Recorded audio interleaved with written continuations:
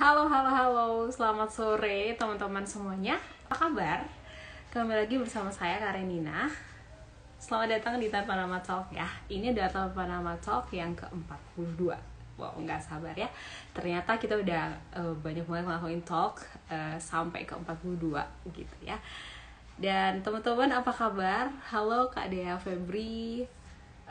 Saya berharap teman-teman dalam keadaan yang sehat semuanya, dalam keadaan yang bahagia gitu ya. Sehatnya juga nggak cuma secara fisik nih, tapi juga secara mentalnya.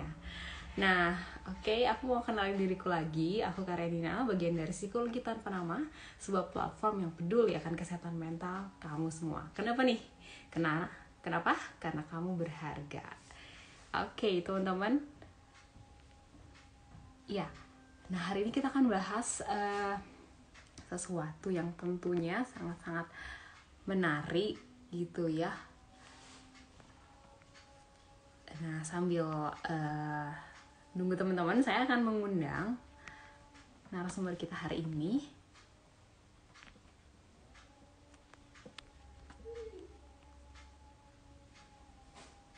Oke. Baik. Ya, teman-teman, kita hari ini. Oke, wow, selamat Halo. sore ya, Kak. Oke. Suaranya kedengeran nggak ya? Ya, suara Kakak kedengaran jelas banget. Oke, sip. Oke, nah Kalau teman-teman, gitu. aku mau perkenalkan dulu ya narasumber kita hari ini gitu. Hari ini narasumber kita adalah Kak Nur Fitriyanti Permata Putri, MPSI psikolog gitu ya, seorang psikolog klinis. Nah, hari ini kita akan bahas apa? Kita akan bahas tentang self love gitu ya, dengan banyak sekali pemikiran katanya self love itu selfish, bener nggak sih? Nah, kita akan bahas bareng sama Kak Putri gitu ya di persahabannya ya Kak ya. Iya, Oke. betul. Oke, boleh Kak Putri silakan menyapa teman-teman yang di sini, menyambut teman-teman, boleh Kak? Oke, halo semuanya. Selamat malam. Perkenalkan saya Permata Putri, Nur Fitriyanti Permata Putri, tapi biasanya saya dikenal teman-teman panggil saya Putri gitu ya. Dan hari ini mungkin sebetulnya ya kalau misalkan kita mau ngebahas tentang self love dan selfish, ini kayaknya udah sering banget ya berseliweran tentang ini gitu loh. Ada banyak banget tema-tema yang hampir serupa, mungkin materi-materi yang terus dibahas, tapi ternyata memang faktanya adalah ini masih sering kali tumpang tindih gitu ya, masih sering kali ada yang keliru gitu. Jadi selamat malam teman-teman, selamat bergabung. Nanti kita akan ngebahas selama 1 jam ke depan berarti ya, begitu kan? Yes, benar Kak. Oke, Mm-mm. wow. Oke. Oke, boleh teman-teman siapin catatannya nih. 1 jam ke depan kita akan bahas sesuatu yang penting yang mungkin bisa merubah hidup teman-teman gitu ya. Kak Putri udah bilang kayaknya sering dibahas, tapi kayaknya sering juga banyak yang salah kaprah gitu ya tentang Ya, pembahasan ini kayak gitu. Nah, aku mau tanya dulu nih kabarnya Kak Putri deh. Tadi kita oke. belum sharing-sharing kabar nih. Gimana Kak kabarnya akhir-akhir ini? Mm-mm. Alhamdulillah, baik, sehat. Gimana Karina sendiri? Ya, saya juga sehat Kak. Alhamdulillah. Em, Syukurlah. iya, kalau Kak Putri gimana selama pandemi ini maksudnya ada kayak perubahan-perubahan atau sekarang prakteknya gimana Kak? Kalau perubahan nampaknya semua orang kena ya, dampaknya semua orang pasti berubah dan pada akhirnya itu menuntut kita untuk beradaptasi dengan lingkungan-lingkungan yang kita temui gitu. Pasti perlu perubahan-perubahan. Dan sejauh ini akhirnya ya praktik pun sama. Jadi yang tadinya bisa offline sekarang di online gitu ya. Cuman via Zoom atau Gmeet dan lain-lain gitu. Jadi memang ada beberapa kegiatan-kegiatan yang akhirnya perlu terbatasi dan memang pada akhirnya yang kita nggak bisa diapa-apain selain menerima kondisi tersebut dan menyesuaikan itu gitu supaya bisa tetap maksimal kegiatan-kegiatannya gitu sih ya. Yes. Jadi sejauh ini paling prakteknya di rumah atau enggak misalnya di apa Zoom secara Zoom gitu-gitu. Oke, jadi harus terima itu gitu ya dan Hmm. secara online ya Kak ya, konseling-konseling dan prakteknya. Oke, Betul. nah aku juga mau tanya nih teman-teman di sini kabarnya baik ya teman-teman. Ada Kak Nahla, Kak Mardi, ya, Kak Dimas dan lain-lain. Ada dari Komnas Anak, Kak Yulia, Novi, halo Kak. Nah, Halo, kayak salam kenal semuanya ya. iya, kayak udah panas nih teman-temannya udah rame.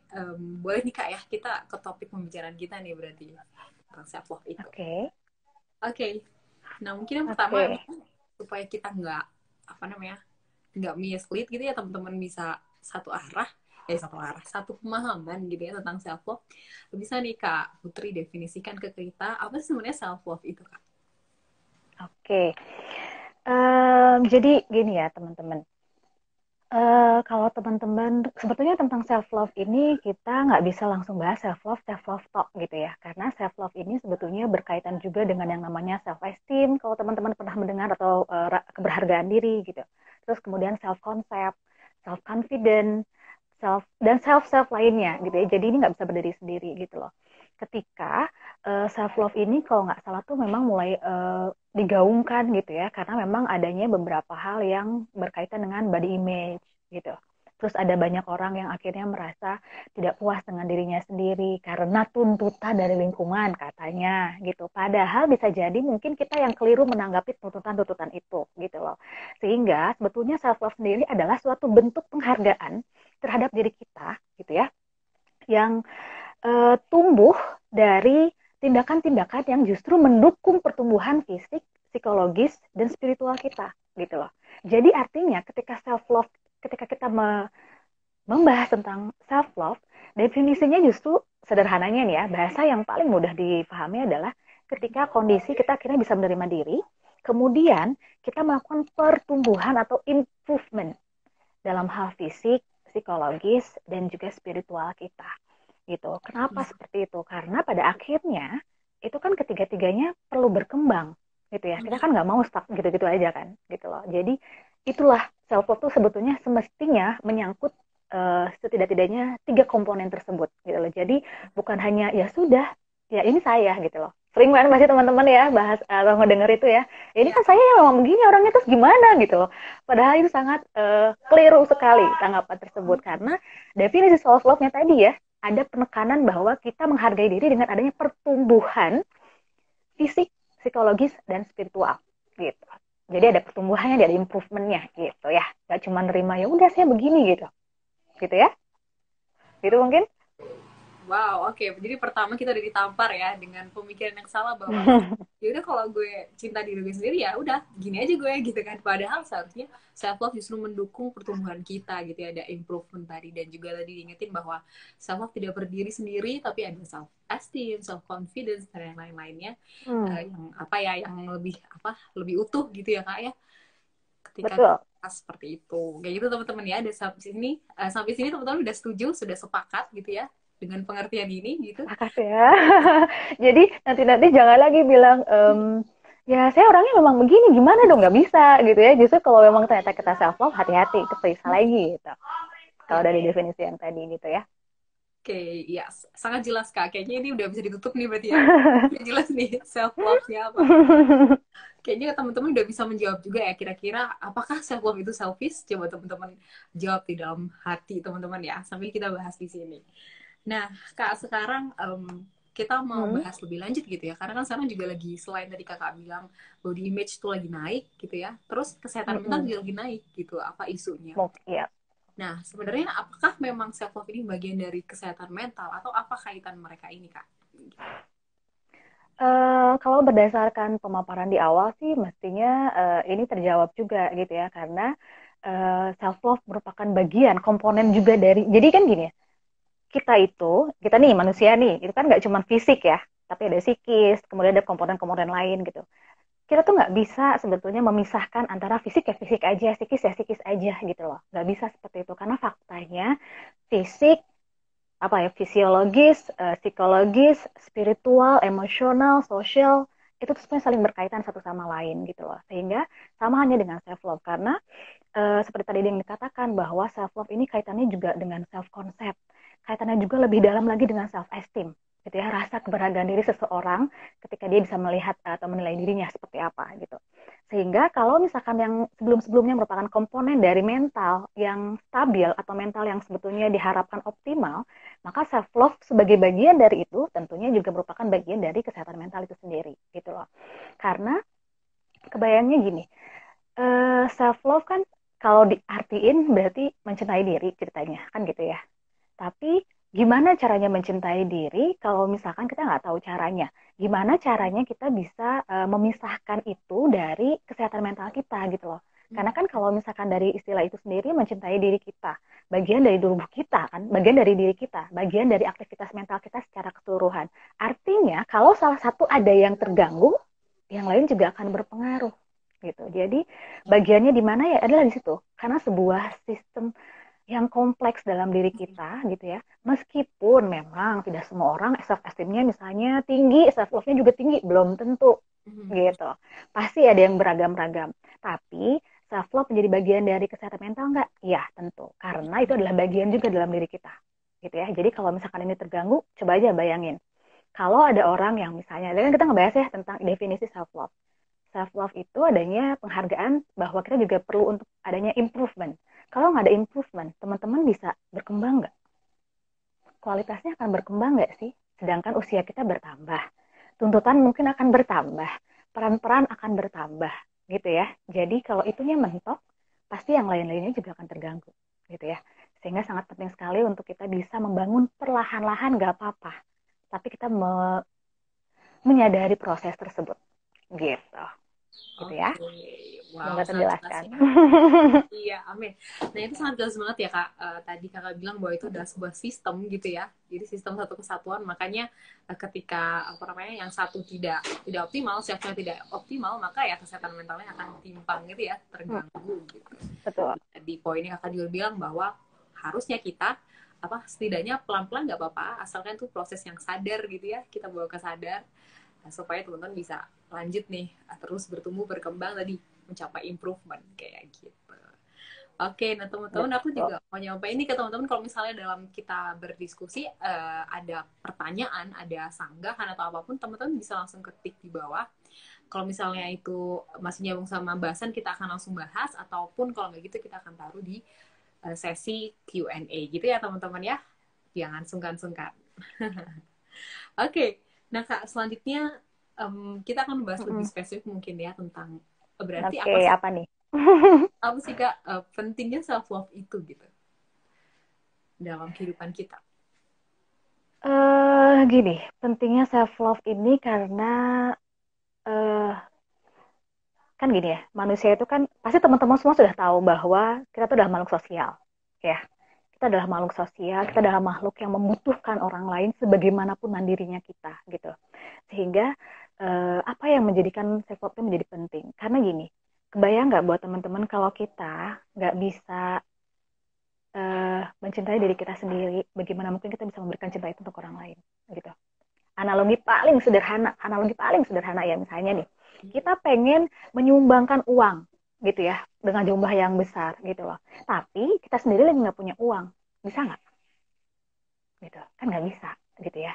Ini kita lagi nggak ngomongin tentang materinya ya, misalkan bisa dengan tenaga dan lain-lain, bukan itu. Tapi analogi yang paling sederhananya adalah kalau kita memberikan sesuatu kepada orang lain, sedangkan kita sendiri aja nggak punya cadangan itu, ya gimana kita mau ngasih, gitu kan? Jadi sama halnya seperti itu. Jadi ketika kita bisa membangun self love itu dengan cukup baik, disadari gitu ya bahwa oh oke, ada yang perlu diimprove nih tentang yang ini, tentang aspek yang ini gitu. Maka perlahan-lahan nanti self love akan membantu kita juga untuk melihat bagaimana sih hasil pekerjaan kita, gitu ya. Karena banyak orang yang akhirnya selalu mengeluh. Self love ini kan tuntutannya muncul ketika ada banyak body image, kemudian bullying gitu-gitu ya, body shaming dan lain-lain, kayak merasa seolah-olah kok kayaknya saya nggak pernah baik, kok kayaknya saya selalu kurang, kok kayaknya selalu insecure dan lain-lain. Insecure sebetulnya adalah bentuk kecemasan, di mana kecemasan adalah bentuk suatu tanda untuk kita tuh bisa survive. Ya, jadi cemas itu wajar dan baik sebetulnya kalau disiasati dan dikelola dengan cara yang tepat gitu. Tapi kalau caranya nggak tepat, akhirnya itu tadi boro-boro kita mau mikirin self love, apalagi mikirin orang lain gitu. Karena ketika kita nggak punya self love atau belum terbangun self love-nya, kita mungkin akan kewalahan melihat kehidupan kita sendiri.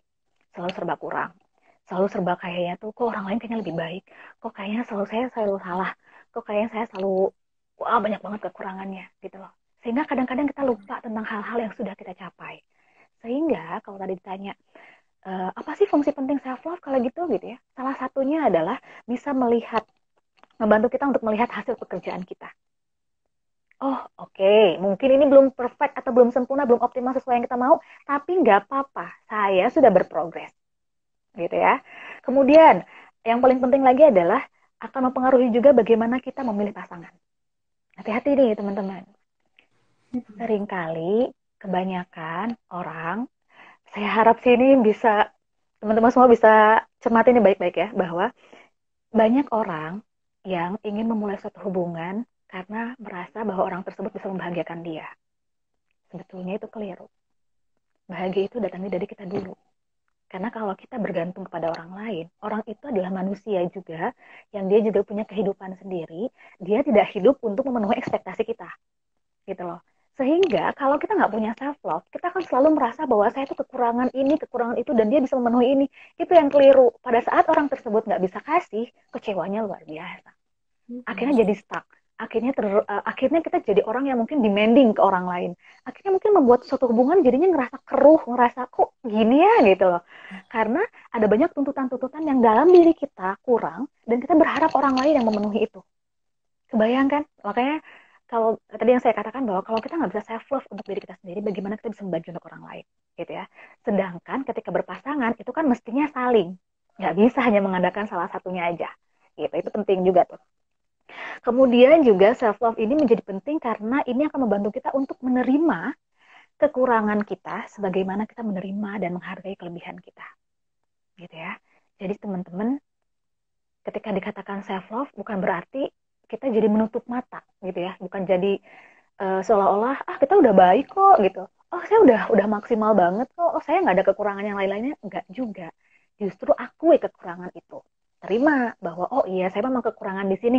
Tapi lalu apa yang bisa saya lakukan supaya itu bisa meningkat kualitasnya gitu ya. Jadi bukan berarti kalau biasanya nih kebanyakan kenapa kita pakai temanya self love versus selfish? Karena banyak orang yang gini misalnya dia punya emosi yang sensitif gitu ya. Terus ada temennya yang bilang, lo tuh kenapa sih? Kok sensitif banget? Tiap dikasih tahu kayak gini lo nyelot misalnya, lo marah, lo baper misalnya gitu ya. Terus di satu sisi yang lain, awalnya mungkin dia merasa bahwa oh iya ya apa jangan-jangan saya yang salah? Apa jangan-jangan saya yang kurang tuh kan? Saya tuh ternyata dikomentarin orang terus, ternyata saya tuh nggak cukup baik. Kemudian ketika dia akhirnya menangkap istilah self love dengan keliru, ketika ada orang yang akhirnya memberikan saran, dia mungkin akan defense dengan cara, ya gue memang orangnya begini, apa? Ya harus terima dong, ya nggak gitu, gitu ya. Karena ini banyak sekali terjadi. Faktanya adalah self love itu tidak membuat kita berhenti untuk meningkatkan kualitas diri kita. Gitu. Jadi ketika ada masukan-masukan tersebut, kita terima, analisis dulu nih, analisa dulu, evaluasi dulu. Ini sesuai nggak sih sama kebutuhan kita? Kalau ternyata sesuai, ya nggak ada salahnya dong menerima masukan-masukan tersebut. Siapa tahu ada hal-hal yang luput kita ngeh gitu loh. Ada luput yang kita sadar bahwa yang itu yang orang lain lihat gitu kan, nggak ada salahnya kan kalau misalkan ternyata hal-hal tersebut malah membantu kita menjadi pribadi yang jauh lebih baik gitu ya. Kurang lebih berarti tadi 3 poin itu.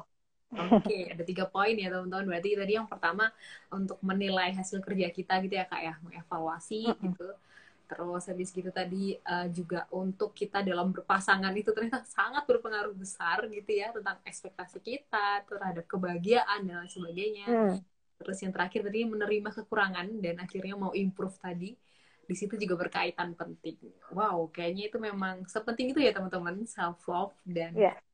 dijelaskan juga ternyata tentang sebenarnya kecemasan dalam keadaan tertentu ternyata sangat penting ya kak ya untuk kita bisa berkembang tadi Betul. gitu, untuk mempertahankan hidup. Jadi teman-teman jangan ketika teman-teman cemas tuh langsung healing gitu ya. Itu kadang-kadang kita perlu improve gitu kan ya. Gitu seperti definisi self love yang tadi kita sudah pelajari. Wow, oke. Yes, betul. Ya, teman-teman boleh nih kalau ada pertanyaan ya. Nah, sekarang Kak, apa saja sih dampaknya yang terjadi gitu? Tadi sudah sempat dibahas tentang dasarnya kalau ternyata memang manusia makhluk sosial, artinya kalau nggak bisa self love, dia nggak bisa kasih love ke yang lain. Nah, selanjutnya apa saja Kak dampak yang akan terjadi dalam hidup seseorang ketika dia tidak punya self love yang sehat atau tidak punya bahkan sama sekali gitu? Ini mungkin menjadi kebalikan dari pertanyaan sebelumnya, gitu ya. Apa fungsi penting dari self love itu sendiri? Kalau misalnya seseorang tidak bisa atau belum memiliki self love yang cukup baik, pada akhirnya dia akan selalu diliputi dengan perasaan-perasaan kurang, ya. Perasaan-perasaan cemas, tapi cemasnya tuh bergumul terus bergulat di situ.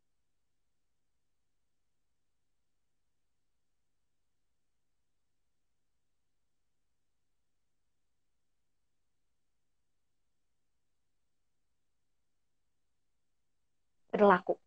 Ini udah paten banget nih. 3 hal ini tuh pasti akan saling berkaitan. Kalau pikirannya negatif, emosinya pasti negatif. Perilakunya pasti akan mengikuti, gitu.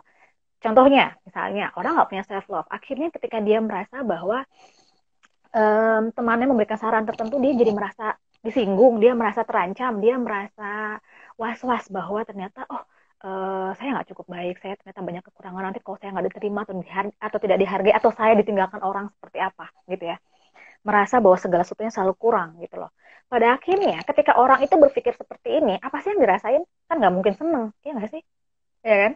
Nggak mungkin dia akan merasa senang, dia pasti akan merasa cemas, merasa wah gelisah, merasa sedih tiba-tiba. Padahal sebetulnya mungkin ya itu belum tentu terjadi, gitu, gitu ya. Pada akhirnya ketika ini terjadi, emosi negatif tersebut yang dirasakan, yang perilaku yang muncul apa? Kan nggak mungkin ketawa-ketawa, karena nggak selaras. Kalaupun ada ketawa-ketawa, pasti ada sesuatu hal yang keliru, gitu loh. Pasti kan yang pada saat emosi tersebut yang muncul, pasti kan seenggaknya itu nangis kah? Apakah murung? Ataukah mungkin menghindar? Ataukah jadinya tuh eh, jadi apa ya? Jadi over over ya terlalu sensitif atau mungkin overreaktif terhadap sesuatu gitu ya. Itu kan mempengaruhi. Pada saat itu terjadi, akhirnya pikirannya tambah lagi, mumet lagi gitu loh. Seperti benang yang kusut. Itulah apa tadi saya katakan bahwa salah satu hal yang paling penting terkait dengan self love adalah bagaimana kita bisa melihat hasil pekerjaan kita. Karena hasil pekerjaan ini bukan hanya maksudnya hasil kita kerja di mana kemudian hasil pekerjaan itu bukan ya, tapi secara global. Misalkan saya sebagai seorang pelajar, ya hasil pekerjaan saya adalah bagaimana saya bisa memahami materi, bagaimana saya bisa menyelesaikan ujian-ujian saya, dan lain-lain. Kalau misalkan sebagai ibu rumah tangga, misalnya bagaimana saya melihat perkembangan-perkembangan saya membantu suami misalnya di rumah mengurus anak, itu kan juga termasuk pekerjaan gitu ya. Jadi pekerjaannya global, bukan pekerjaan yang job gitu ya, bukan seperti itu.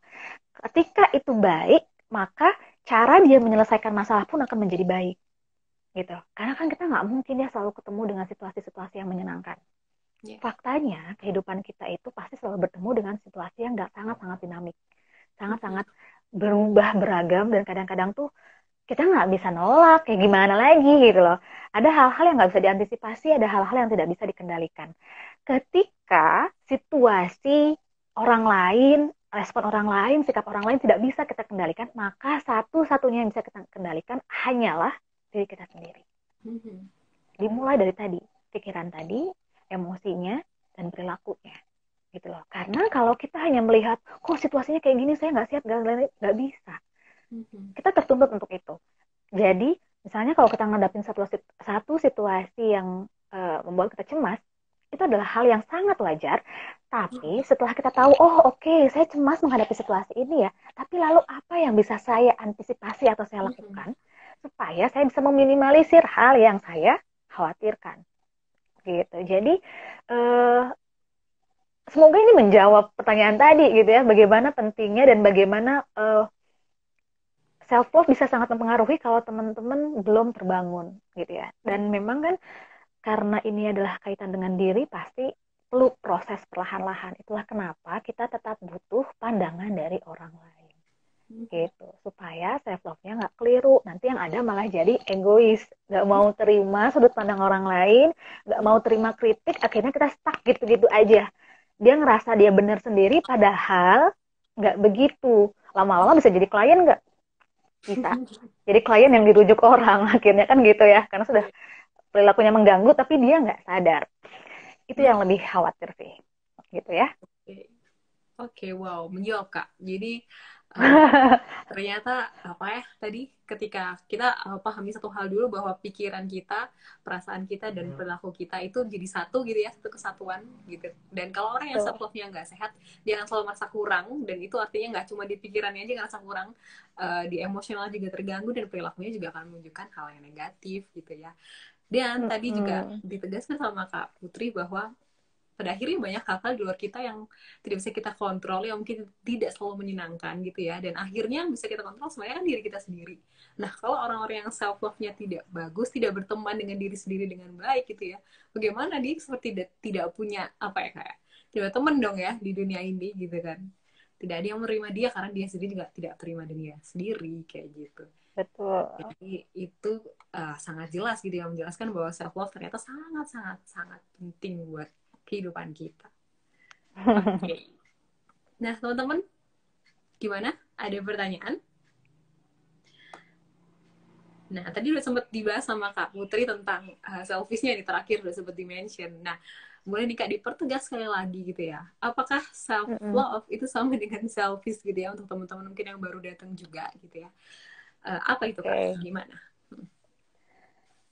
eh Kalau dibilang sama, jelas pasti nggak bisa sama, gitu ya.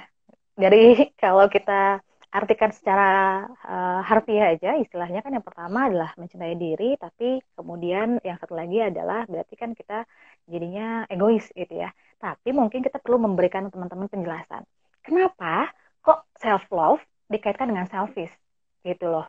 Karena ketika eh, kenapa sih kenapa sih dikaitkannya dengan itu? Kenapa bukan dikaitkan dengan hal-hal yang lain atau istilah-istilah yang lain? Karena selfish itu kita langsung pakai contoh ya. Contohnya tuh kayak yang tadi tuh, ketika ada satu kritik tertentu, kemudian kita merasa eh, jadinya malah defensif gitu ya, malah defensif, terus akhirnya malah menolak dengan alih-alih bahwa saya mencintai diri saya tidak akan membiarkan orang lain mengganggu kesejahteraan saya gitu ya. Saya nggak akan membiarkan orang lain memberikan tuntutan-tuntutan tertentu atau memberikan saran-saran yang membuat saya menjadi tidak nyaman, membuat saya menjadi tidak tidak bisa menerima diri saya sendiri dan lain-lain yang mereka hanya bisa mengkritik saya misalnya seperti itu. Pada akhirnya sebetulnya kan gini, saat kita menghadapi situasi, kita selalu punya pilihan mau bagaimana menilai situasi itu. Kalau menilainya dengan cara yang tepat dan baik, hal tersebut bisa kita pelajari hal apa yang perlu ditingkatkan dan perlu dievaluasi. Tapi kalau kita menilai dengan cara yang negatif, apapun bentuknya, pada akhirnya akan membuat kita berpikir negatif lagi. Sama halnya dengan tadi, kalau self love-nya akhirnya terbangun dengan cara yang keliru, akhirnya jadi seolah-olah defense, ya, kayak benteng jadinya gitu loh. Pokoknya saya tidak mengizinkan orang lain mengkritik dan lain-lainnya. Itu yang keliru. Pada akhirnya itu tadi ya, karena definisi self love penekanannya ada pada bagaimana kita bisa memberikan penghargaan untuk diri kita, tapi juga dengan melalui adanya tindakan-tindakan yang mendukung pertumbuhan gitu loh. Jadi bukan berarti kita stuck begitu-begitu saja gitu loh. Bukan berarti juga kalau misalkan ada teman-temannya yang mengatakan hal-hal yang kurang baik atau kurang pantas kemudian ditoleransi, enggak juga ya. Teman-teman tetap punya hak untuk membela diri. Teman-teman tetap punya hak untuk mengutarakan apa yang tidak dirasa nyaman. Kalau misalnya ada teman yang bilang, misalnya ini yang paling sering tentang tubuh ya, tentang tubuh nih biasanya kita kasih contoh langsung. Misalkan tubuhnya itu dia misalkan pengennya idealnya misalnya 55. Tapi ternyata berat badan dia itu ternyata 65 misal. Kan kelebihan 10 berarti ya. Pada akhirnya ketika nanti dia temennya nih ada yang tiba-tiba bilang eh oh lu kok gendutan ya gitu loh. Itu nyaman gak sih? Kan gak nyaman ya buat kita. Boleh nggak kita merespon hal-hal tersebut? Boleh, sangat boleh. Karena itu artinya kita juga menghargai diri kita. Kita bisa katakan bahwa boleh nggak diubah gitu loh. Iya sih memang gemuk, tapi jangan dibilang seperti itu misalnya gitu ya. Saya soalnya nggak nyaman gitu karena saya apalagi dia ternyata mencoba untuk turun berat badan gitu ya. Atau mungkin dia nggak merasa terganggu dengan itu. Pada akhirnya ketika dia tidak bisa menerima respon tersebut, ada dua kan, either dia marah-marah jadinya sensitif, kesel, terus misalkan cabut deh dari pergaulan itu kayaknya soalnya mereka tuh ngebully. Nah, hati-hati dengan istilah bullying. Atau kemudian mereka justru orang tersebut justru menganalisa sendiri atau enggak malah dia malah jadi semakin murung. Tuh kan, gue tuh kayak gini akhirnya besok-besok jadi gangguan makan. Gitu. Itu kan jadi sangat kompleks ya, saling berkaitan satu sama lain. Nah, pentingnya self love adalah kita melihat kebutuhan kita apa nih yang perlu ditingkatkan. Lihat dulu kebutuhan kitanya gitu ya. Misalnya, oh oke, ternyata dengan tinggi badan segini berat badan saya yang paling ideal adalah misalnya 55. Saya 65. Berarti saya memang perlu menurunkan berat badan saya untuk kebaikan saya. Bukan semata-mata untuk memenuhi tuntutan orang lain. Lu turunin berat badan kek gitu. Oh, lu kok gemuk banget sih dia segala macam. Bukan ke arah sana, tapi kita mengetahui bahwa oh iya, kalau berat badan saya lebih ideal, saya lebih sehat. Gitu ya. Kemudian saya mungkin bisa menggunakan pakaian-pakaian yang saya mau, yang sebelumnya susah, misalnya. Jadi, ketika kita bisa menganalisa kebutuhan kita apa, akhirnya kita berusaha untuk mencapai itu. Tapi untuk memenuhi kebutuhan kitanya, sesuai dengan tadi gitu ya. Jadi ada improvement. Kalau orang lain bilang, kok lu badanmu gemuk kan, kurusin dong. Oh iya bener, saya mau lagi ngurusin berat badan nih gitu. Itu orang udah self love-nya udah bagus nih. Karena dia tahu bahwa oke, dia sudah sedang berproses untuk itu. Tapi misalnya kalau dia udah sampai di tahap misalnya 55, udah oke kan? Tapi masih ada temennya yang bilang, kok lu gemukan sih, badan lu jelek banget, gak bisa nurunin apa gitu. Sedangkan kita tahu bahwa itu sudah pas buat kita berhak untuk membatasi itu. Oh enggak, buat saya ini udah oke gitu loh. Kalau lu nggak suka ya nggak apa-apa, tapi gue udah oke. Ini udah secara proporsional ini udah yang paling ini kok, dan gue nggak masalah dengan itu gitu loh. Jadi kita menerima saran orang lain, kita berusaha untuk menganalisa kebutuhan kita menyesuaikan perubahan-perubahan tersebut dengan apa yang kita butuhkan gitu. Dan kalau misalnya belum sampai 55, masih di 60, itu nggak apa-apa. Bukan berarti kamu gagal. Tapi kan sedang berproses. Kadang-kadang orang cuma lihatnya harusnya 55, dari 65 harusnya 55, tapi belum sampai 55, kemudian gagal. Nggak gitu. Lihat dulu. Dari 65 ke 64 itu proses bukan? Progres. Gitu ya. Progresnya adalah eh, tetap ada penurunan 1 kilogram kan? Gitu loh. Dari hal ini, kenapa contoh ini saya berikan? Karena ini yang paling sering banget dikonsultasikan oleh teman-teman di usia-usia dewasa awal. Banyak banget, karena jadi berkaitan gitu loh dengan bagaimana dia berteman. Ada orang yang ternyata kalau dia nggak berani ngungkapin, dia mendem sendiri, stres sendiri, cemas sendiri, overthinking sendiri setiap malam, ngeganggu, akhirnya lama-lama produktivitasnya menurun. Kan agak-agak ngeri gitu ya. Itu salah satunya. Kemudian yang selfish tadi itu adalah balikan dari ekstrim ekstrim kirinya. Karena dia merasa, katanya kan kita harus self love. Pokoknya saya harus mencintai diri saya. Kalau ada orang yang kayak gitu, berarti saya harus tolak. Oh, ya udah ini gue gitu, kalau nggak suka ya udah terserah. Dari cara ngomong juga kan berbeda gitu ya. Nggak dia menuntut orang lain untuk paham kita gitu loh. Jadi itu yang kadang-kadang egoisnya tuh di situ, sehingga seringkali jadinya susah dibilangin kalau bahasa sederhananya di pertemanan gitu ya. Udah jelas-jelas dia salah, udah jelas-jelas dia keliru, tapi mendapatkan kritikan itu dilihatnya dengan cara bahwa dia diserang gitu. Akhirnya dia jadi membangun benteng bahwa saya nggak boleh ada orang yang melewati itu. Biasanya orang-orang seperti ini lama-lama akan trust issue juga, ya nggak? Ya. Ya kan? Akan kemana-mana karena keegoisan dirinya tidak bisa melihat hal-hal yang lain dengan cara yang tepat gitu. Bayang ya, jadi kalau self love sama nggak, hati-hati gitu. Self love bukan berarti kita tidak menerima kritik, tapi kita berusaha untuk menyesuaikan saran atau kritik yang kita terima supaya itu sesuai dengan kebutuhan kita. Gitu. Sangat jelas ya teman-teman. Jadi emang tadi teman-temannya kalau yang baru gabung emang ada sejarahnya gitu ya, kenapa self love jadi kaitan sama selfish, karena ada orang-orang yang tidak punya pemahaman yang benar tentang self love gitu ya, dan akhirnya jadi menggunakan self love sebagai tameng tadi, benteng untuk dia nggak mau dikritik, ya gue kayak gini gitu, kayak gitu. Dan ternyata salah ya, justru self love itu yang baik adalah dia self love-nya punya analisis kebutuhan dulu gitu ya. Dia ngerasa, oh saya butuh sehat di misalnya kilogram segini, dan itu akhirnya buat dia ya alasannya sehat, bukan karena pengen dipuji orang gitu ya, bukan karena pengen diterima orang gitu. Dan akhirnya juga dia juga kalaupun dia defense membela diri, dia akan membela karena dia merasa dirinya berharga tadi ya kak ya, bukan karena mau dikritik, tapi karena udah ideal aku berat badannya gitu lah. Jadi dia ada keberhargaan diri, dan tadi pilihan katanya akan berbeda defense-nya dengan orang yang selfish gitu ya. Yes, betul sekali. Oke. Nah kak, kalau sekarang mau tanya lagi nih, berarti bentuk-bentuk self love yang lain seperti apa kak biasanya kita? Maksudnya kalau kita mau mulai nih praktek self love gitu, apa nih yang bisa kita lakukan? Sebelumnya teman-teman mohon maaf ya kalau cara bicara saya mungkin terlalu cepat, karena ini udah settingannya dari sono, gimana dong?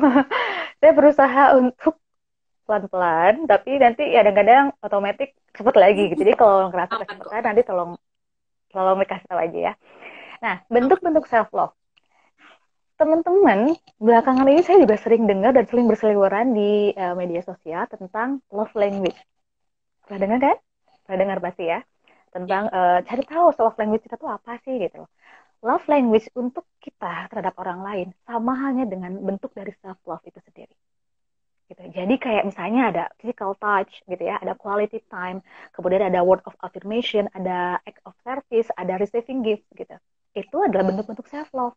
Yang mana tadi yang saya katakan, kalau kita nggak bisa ngebangun self love untuk diri kita sendiri, kita nggak tahu tentang diri kita kebutuhannya apa, bagaimana kita bisa memberikan untuk orang lain. Gitu. Jadi kalau ditanya bentuk-bentuk self love apa nih kalau memang bisa dipraktekin, hal-hal yang tadi aja dicoba, kayak misalnya quality time. Nggak perlu kan kita harus jauh-jauh. Misalnya dalam 7 hari seminggu penat, Sabtunya oke, kasih waktu buat istirahat. Apakah 2 jam untuk ngelakuin hobi atau mungkin berkumpul dengan orang-orang terdekat, itu kan termasuk quality time. Gitu. Dan itu adalah termasuk bentuk dari self love nggak? Ya, karena kita bisa recharge energi, kita bisa tahu sudut pandang yang baik lainnya dari orang berbagai orang lain gitu ya. Kemudian misalnya physical touch, bisa juga dengan misal sesederhana kita mandi air hangat, atau mungkin sesederhana kita melakukan meditasi, atau kita mungkin memeluk diri sendiri, atau bahkan mungkin kita memeluk orang lain, atau bahkan mungkin kita ke salon, ini juga sama gitu ya. Jadi bentuknya ada banyak banget, atau mungkin kita renang, olahraga, stretching, apapun itu yang berkaitan dengan fisik. Jadi nggak harus berkaitan dengan misalnya, oh pengen dipeluk orang, nggak gitu juga. Kalau orangnya nggak ada gimana? Masa sih nggak bisa melakukan self love, kan nggak terbatas. Jadi maksud saya adalah jangan pernah mencari, kalau kita mau nyari alasan ada banyak banget alasan-alasan yang menggugurkan akhirnya kita melakukan self love itu gitu ya. Tapi kalau misalkan kita selalu bisa melihat peluang-peluang di mana kita bisa melakukan hal-hal yang berharga untuk hal yang kita butuhkan, itu sudah termasuk bagian dari self love. Terus kayak misalnya word affirmation, ini hal yang paling sederhana yang bisa teman-teman mulai dari diri sendiri. Misalnya kalau teman-teman punya target A gitu ya, terus ternyata targetnya itu belum sampai, targetnya kita ubah ke misalkan targetnya 10 nih gitu.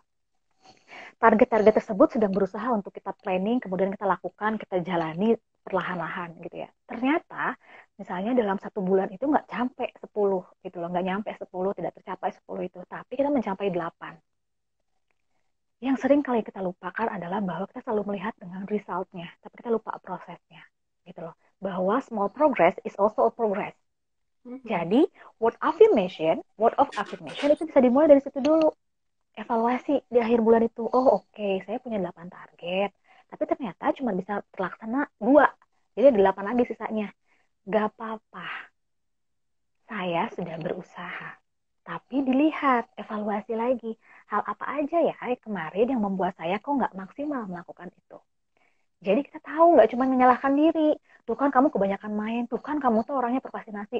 Ujung-ujungnya kan kita dicalahin diri sendiri. Kebayang nggak? Kita berharap orang lain menghargai kita. Kita berharap orang lain mencintai kita. Kita sendiri nutup-nutup diri gitu loh. Lupa bahwa misalnya kasih waktu buat diri kita untuk oke, makasih. Sambil meluk nih misalnya gitu ya. Sering ngadep ke kaca terus meluk. Jadi nggak perlu harus butterfly hug ya. Kita bisa dengan bebas misalnya terima kasih ya, meskipun berat kamu sudah bertahan. Besok kita coba lagi yuk misalnya. Itu kan juga termasuk word of affirmation gitu ya.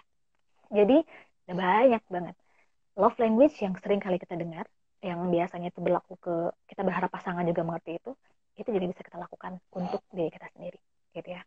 Sama halnya kayak misalnya act of service, yang paling sederhananya adalah bersih-bersih.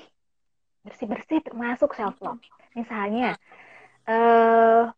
kita berantakan nih kamarnya, kemudian kita punya waktu, kita membersihkan itu bukan karena dimarahin orang tua, tapi karena kita tahu kebersihan itu bagian dari kenyamanan kita. Iya kan? Kalau misalkan kamar berantakan, kemudian kita ngerasa, orang tua biasanya marah-marah doang, kamar berantakan, gini segala macam. Padahal itu kan zona saya. Kalau melihatnya dengan tuntutan dari orang lain, pasti akan berat. Tapi kalau melihat dari tuntutan kita bahwa, oh iya, ini untuk kenyamanan saya, ini untuk kesehatan saya, untuk kebaikan saya, maka saya ubah perlahan-lahan. Dan percaya atau tidak teman-teman, dalam ritual bersih-bersih, sebetulnya tanpa sadar, kita juga sudah membersihkan pikiran kita. Kenapa kayak gitu? Karena bersih-bersih itu biasanya kita akan melihat atau melakukan sesuatu hal yang tadinya kotor jadi bersih, ya nggak? Tanpa kita sadar, itu pasti kalau tadinya yang kotor banget jadi bersih, apa sih yang dirasakan? Pasti seneng, gitu. Lama-lama kadang-kadang kita juga ya punya kepuasan sendiri. Lama-lama kita juga akhirnya jadi merasa, oh iya ya, nanti pikiran kita akan lebih tenang. Karena ritual-ritual tersebut akhirnya membantu kita untuk bisa fokus pada hal-hal yang memang kita perlukan. dibandingkan bayangan atau kecemasan-kecemasan lainnya yang sebetulnya berseliweran gitu. Karena kalau cemas mau dikontrol biar nggak cemas terus, nggak bisa sih, pasti ada aja gitu ya. Pasti akan selalu ada saja hal yang membuat kita cemas gitu sih. Oke, wah ini praktis banget ya. Jadi ternyata self love yang biasa kita pakai dalam hubungan romantisme gitu ya, dalam hubungan dengan orang lain, keluarga juga biasanya, ternyata bisa kita gunakan juga untuk mengasihi diri kita sendiri gitu ya. Tadi cara-caranya detail-detailnya udah Kak Putri jelasin gitu ya dari 5 love language ini gitu. Jadi teman-teman ini bisa langsung dipraktekin karena praktis juga gitu ya. Tadi words of affirmation itu bener banget gitu ya. Ketika kita punya target 10 dan baru 8 itu tetap harus diapresiasi gitu ya Kak ya. Jarang loh kita saya based on result gitu. Padahal mah prosesnya juga sangat-sangat apa ya, sangat-sangat apa ya, itu juga proses yang baik gitu loh untuk bisa diapresiasi. Betul. Oke, halo teman-teman yang baru gabung. Boleh ya kalau ada pertanyaan tentang self love dan selfish ini. Oke. Nah ini Kak sekarang nih mungkin buat teman-teman biar sekalian bisa menilai dirinya gitu ya, mengukur dirinya dan habis ini harus ngapain gitu ya. Gimana nih Kak tanda-tandanya bahwa self love kita ini sehat gitu. Kalau misalkan dikatakan tanda-tanda self love yang sehat, artinya itu tadi ya, ketika kita akhirnya bisa menerima kekurangan kita, sama halnya gini, kita menerima kelebihan kita seperti kita menerima atau menghargai kekurangan kita gitu. Tanda self love. Yeah. Karena self love itu kan merupakan salah satu kondisi psikis ya, jadi nggak ada takaran yang pasti gitu loh, nggak kayak fisik. Kalau fisik tuh kalau misalkan nggak demam ya pasti sehat. Apakah masih terdengar atau Nina kayaknya keluar ya?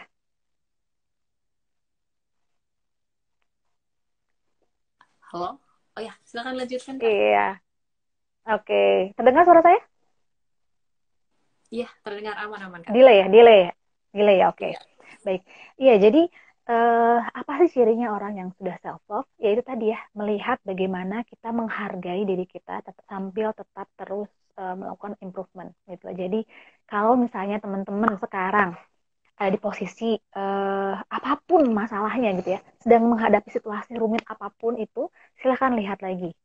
Situasi-situasi tersebut membuat cemas nggak? Pasti membuat cemas. Yang namanya juga kita sesimpel kita waktu SD ngerjain matematika perkalian kan juga takut gitu ya. Cemas, bukan takut, sorry, cemas gitu loh. Tapi kan apa sih yang perlu dilakukan supaya kecemasan tersebut terurai gitu ya, jadi nggak menumpuk. Maka salah satu ciri-ciri orang yang memiliki self love yang baik adalah itu tadi. Pertama adalah menyadari kondisi dirinya dan apa kebutuhannya. Kemudian melakukan, yang paling penting adalah kita paham reasoning sesuatu terjadi pada diri kita. Kalau kita nggak paham, sering banget nggak teman-teman mungkin ngedenger, saya tuh sedih tanpa sebab, nggak ada. Ya. Tiba-tiba saya nangis, tiba-tiba saya sedih tanpa sebab, nggak ada. Nggak ada yang namanya. Karena kalau tadi ya, kalau kita mikirin pikiran, emosi, perilaku itu saling berkaitan, itu sebetulnya menjawab bahwa tidak ada yang namanya emosi sedih atau marah tiba-tiba. Pasti selalu ada pemicu. Tapi kita nggak sadar. Meskipun pemicunya sederhana, perlu kita sadari. Sehingga salah satu ciri self yang baik adalah kita menyadari kondisi mental kita secara keseluruhan. Apa sih yang sedang saya jalani? Apa sih yang saat ini sedang saya khawatirkan? Apa sih yang perlu saya lakukan gitu ya untuk bisa meningkatkan yang saya mau gitu lah, yang saya butuhkan ini. Kalau misalnya beberapa hari yang lalu saya dapat klien tentang teman-teman yang masih di perkuliahan gitu ya. Terus kemudian merasa gagal, merasa tidak bisa membahagiakan orang tua, merasa dia tidak bisa menyelesaikan S1-nya dan lain-lain. Bukan hanya, tapi karena ke-trigger dengan beberapa nilai yang tidak baik. Padahal kalau diberbandingkan 95% nilai dia selalu bagus. 5%-nya itu digeluti terus gitu loh. Padahal dia punya 95% loh yang baik. Kebayang nggak? Yang dilihat cuma 5%. Ini 95%-nya nggak dilihat. Apa nggak kasihan sama dirinya? Udah jauh-jauh hari belajar mati-matian, tapi yang dilihat cuma kegagalan. Jadi kita bisa melihat kegagalan-kegagalan tersebut. Ketika ada hal-hal yang tidak menyenangkan terjadi pada diri kita bisa mengevaluasi itu. Menerima dulu bahwa oke, saya menghadapi ini, saya tahu saya cemas, saya tahu rasanya nggak nyaman, tapi lalu apa yang bisa saya lakukan? ada arah solutif, sehingga kita melakukan improvement. Kalau ngerasa tubuh kita udah oke, kata orang lain dipuji dan lain-lain segala macamnya, perhatikan kembali. Apakah hal-hal tersebut malah membuat kita jadinya nggak mau makan untuk menjaga tubuhnya tetap baik gitu ya, padahal ternyata kita kekurangan nutrisi atau kayak gimana, itu juga perlu untuk diperhatikan kembali gitu. Jadi dan kita juga perlu untuk menerima dan menanggapi saran-saran, nasihat-nasihat atau pandangan-pandangan dari orang lain. Meskipun pandangan-pandangan tersebut mungkin ada yang tidak menyenangkan, simpen dulu, analisa dulu, ini baik nggak sih buat saya. Kalau nggak dibutuhkan, buang. Kalau dibutuhkan, nggak ada salahnya toh untuk kita belajar meningkatkan kembali kualitas diri kita. Gitu ya. Jadi self-love tidak berarti kita menutup diri dari saran-saran orang lain seolah-olah kita nggak mau berubah. Gitu ya. Jadi jangan selalu diam di zona nyaman. Oke, wow. Ini nasihat yang tegas banget ya buat kita. Jadi tadi yang pertama ternyata tadi kakak bilang bahwa orang yang self love-nya sehat, dia menghargai kekurangannya seperti dia menghargai kelebihannya gitu ya. Terus dia menyadari menerima diri dia, terus menyadari kondisi diri gitu ya.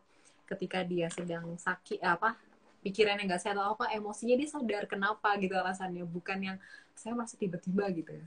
Karena tadi ya kita paham bahwa ternyata pikiran, perasaan dan perilaku kita itu jadi satu gitu. Terus tadi akhirnya dia bisa menerima kritik juga ya Kak, berarti contohnya apa tandanya bisa menerima kritik supaya karena dia tadi mau bertumbuh terus kayak gitu. Oke teman-teman, udah paham ya, jelas banget kan kayaknya memang pembahasan kita hari ini dan praktis gitu. Semoga terjelaskan ya. Iya, jelas banget kok Kak. Oke teman-teman, apakah ada pertanyaan sebelum aku tutup dengan satu pertanyaan terakhir dari aku nih? Gimana teman-teman? Ada pertanyaan tentang self-love? Oh, ini ada pertanyaan Kak dari Kak Gloria Vincent. Pertanyaan seperti ini. Mohon bertanya, bisakah kita sebagai teman melakukan sesuatu atau mengingatkan kepada teman kita yang selfless, yang artinya sampai pemikiran bunuh diri, itu, atau itu pure hanya bisa dari orang yang bersangkutan untuk merubah dirinya? Silakan Kak Putri. Gini, lingkungan kita itu kadang-kadang kan nggak bisa ditebak ya.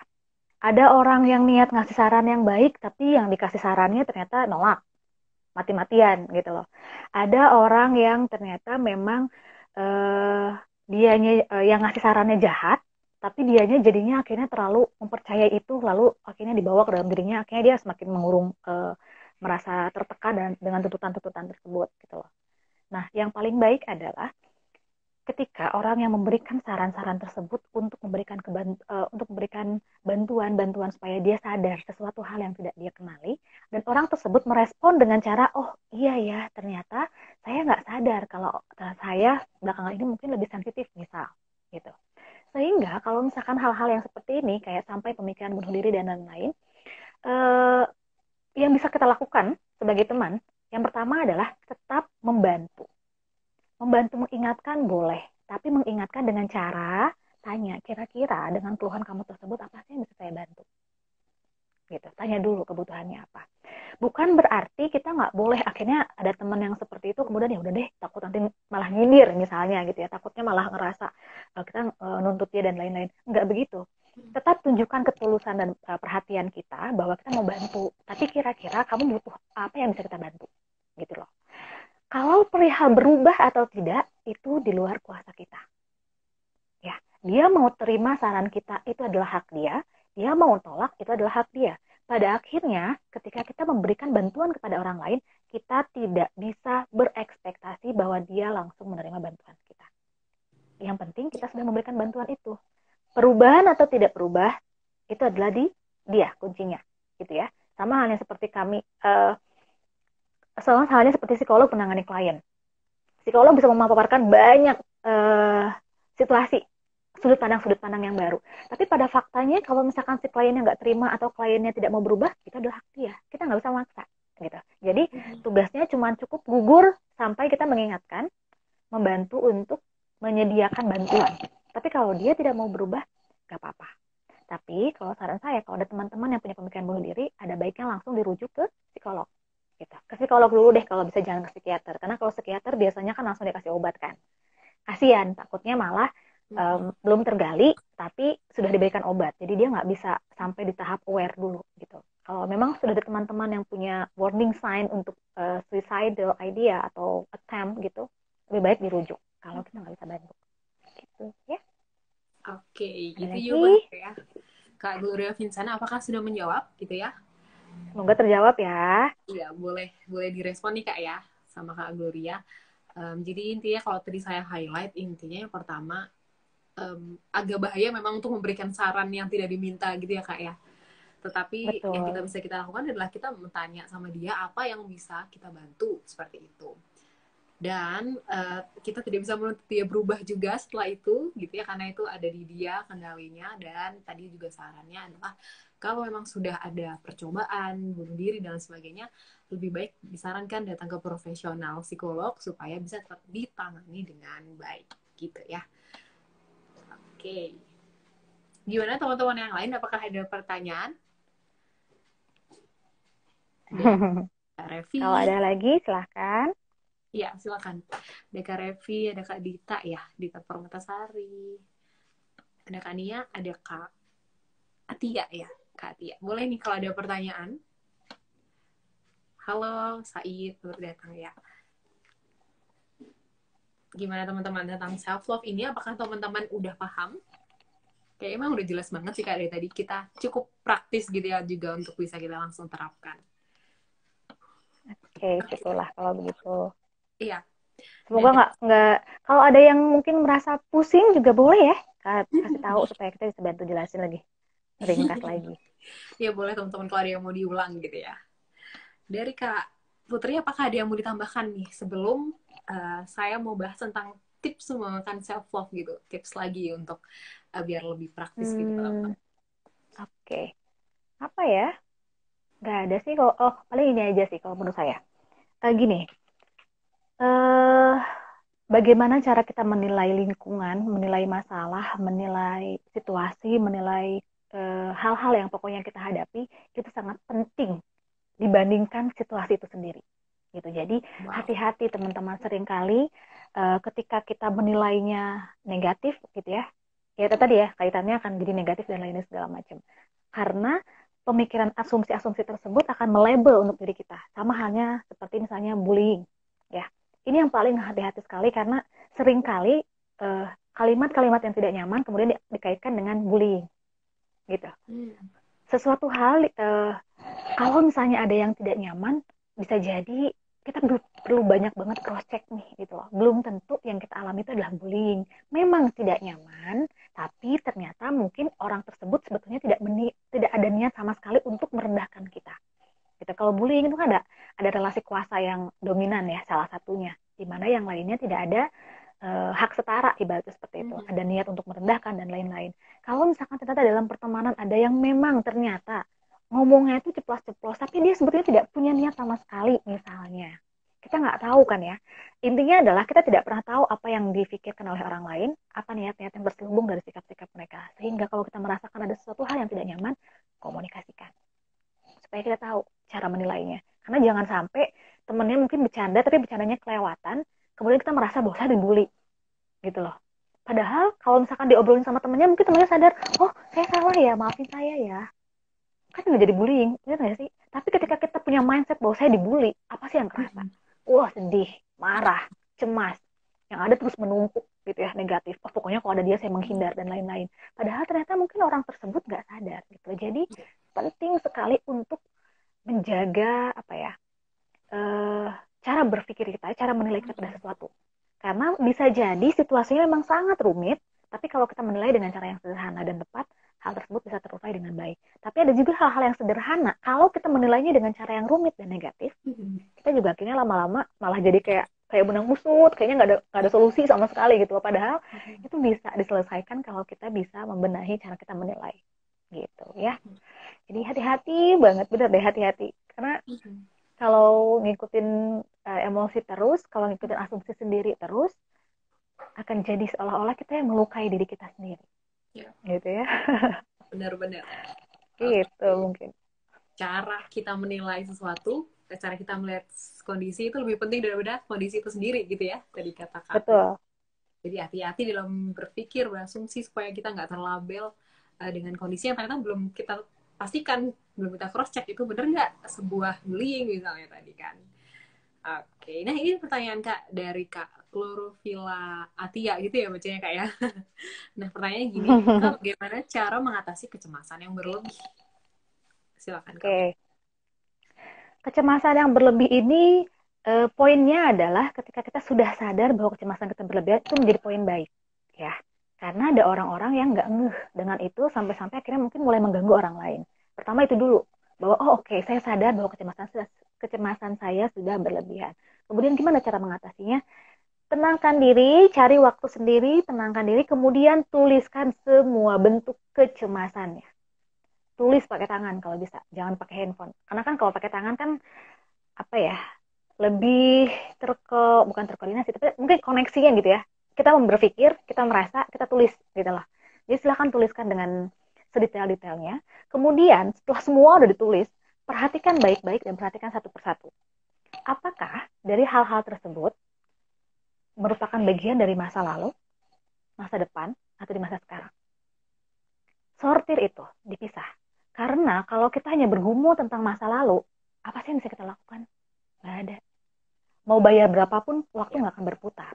Gitu. Artinya apa? Dari hal-hal yang dulu, nih nanti udah disortir, lihat dari hal-hal yang kita cemaskan tentang masa lalu, apa yang bisa kita pelajari dari situ, dan kemudian kita perbaiki, supaya hal-hal tersebut tidak lagi terulang di masa sekarang atau di masa berikutnya.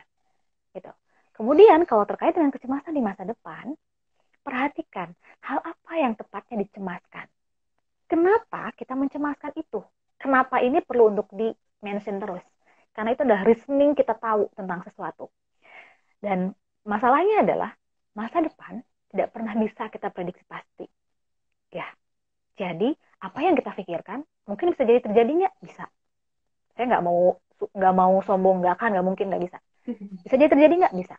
Tapi juga belum tentu. Artinya masih punya 50-50.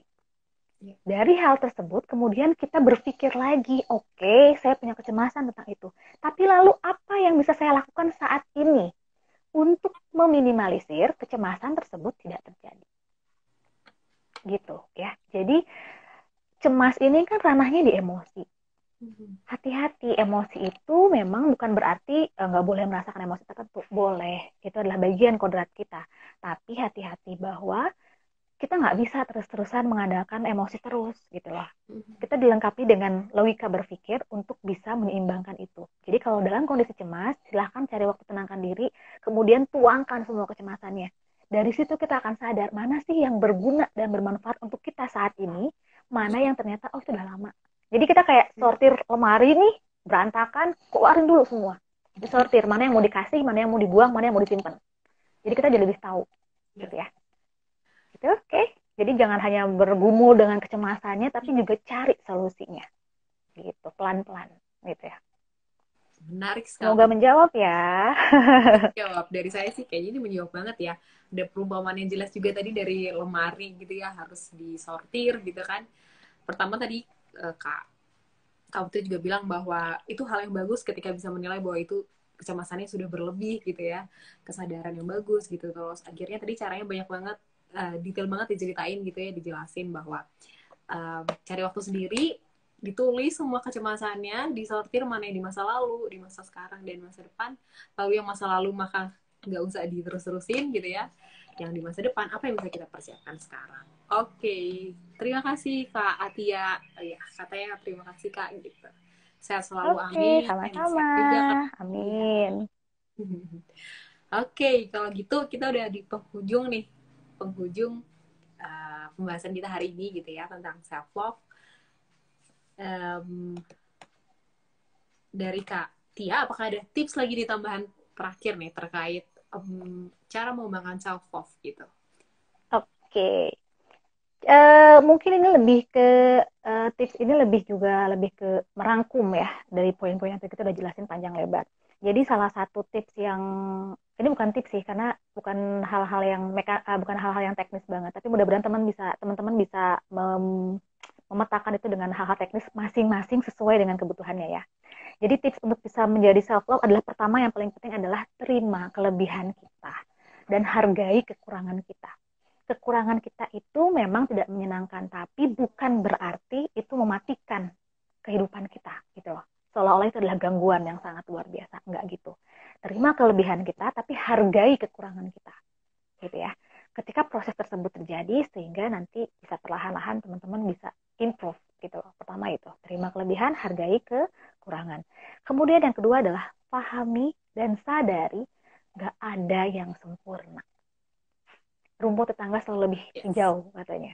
Gitu ya. Jadi selalu berusaha untuk hargai yang sudah kita lakukan, kemudian evaluasi itu.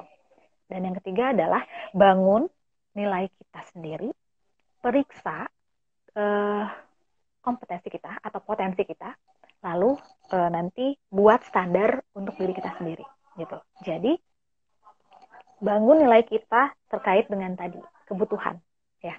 Kebutuhannya seperti apa, jadi kita membangun nilai kita. Kemudian kita periksa potensi saya sudah ada di mana nih untuk bisa mencapai itu. Lalu nanti evaluasi dengan standar yang kita buat sendiri sesuai kebutuhan. Jadi jangan sampai misalnya kita mau bikin suatu perubahan untuk diri kita, tapi standarnya standar orang. Saya mau nurunin berat badan, tapi ideal saya harusnya 55, tapi orang lain kok 45, ya nggak bisa. Karena itu beda, gitu ya. Karena kalau terus menggunakan standar orang lain, akan membuat kita selalu kurang, dan membuat kita seolah-olah kita stuck, gitu loh. Jadi ada 3 hal, ya. Pertama, terima kelebihan dan hargai kekurangan. Yang kedua adalah pahami dan sadari bahwa tidak pernah ada yang sempurna.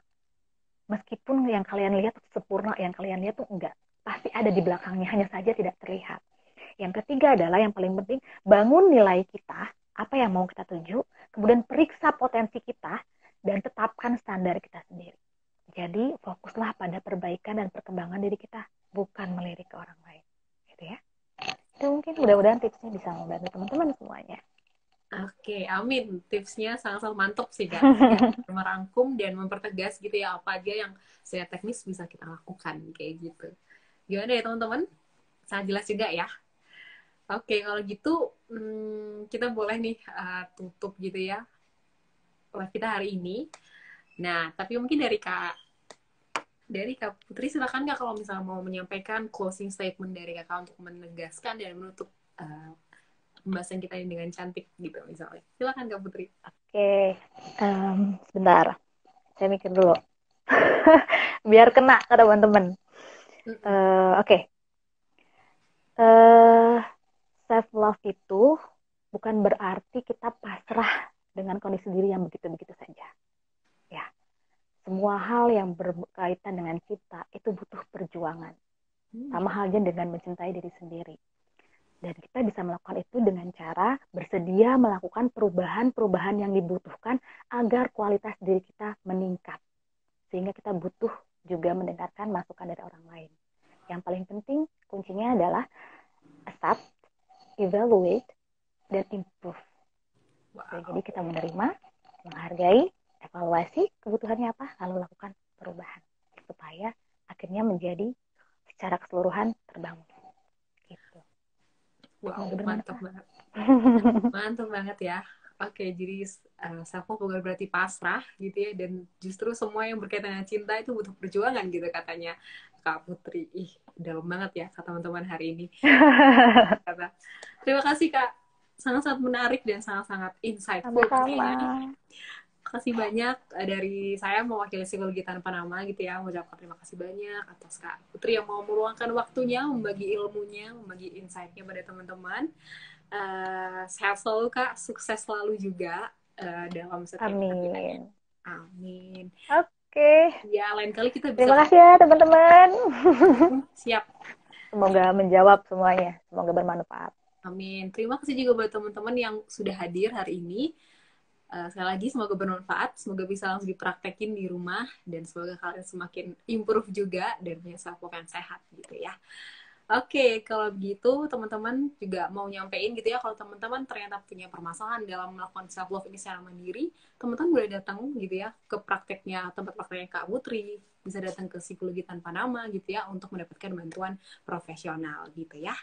Oke, kalau gitu Sekian dari saya, dari Psikologi Tanpa Nama.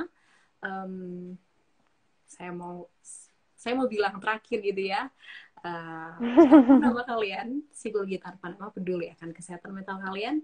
Kenapa? Karena kalian berharga. Sekian. Terima kasih Kak Putri. Saya tutup. Sama-sama. Terima kasih teman-teman semua. Semoga bermanfaat ya. Sampai ketemu Amin. nanti. Sampai ketemu lagi di podcast selanjutnya.